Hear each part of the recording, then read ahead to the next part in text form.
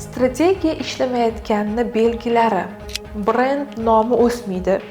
Agar siz noto'g'ri strategiya qilayotgan bo'lsangiz, albatta noto'g'ri strategiyada mijozlar sodiq qolmaydi, ular boshqa kompaniyaga o'tib ketadi. Bu tabiiyki.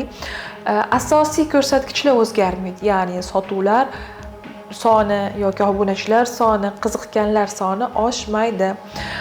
Va raqobatchilardan farqi bo'lmasligi mumkin. Hammani ko'chirib strategiya qiladigan bo'lsangiz va iste'molchilarda emotsiya, ya'ni ularning munosabati o'rtacha bo'lib qoladi, sizga bo'lgan sodiqligi pasayishni boshlaydi. Demak, strategiyani sizga maslahatim iloji boricha jamoa bilan tuzing, bir maqsadga tuzing. Strategiyani ikkinchi filialni ochmoqchimisiz, sotuvlarni oshirmoqchimisiz, yangi tovaringizni auditoriyaga tanishtirmoqchimisiz, bitta maqsad bilan strategiya tuzishingiz kerak bo'ladi.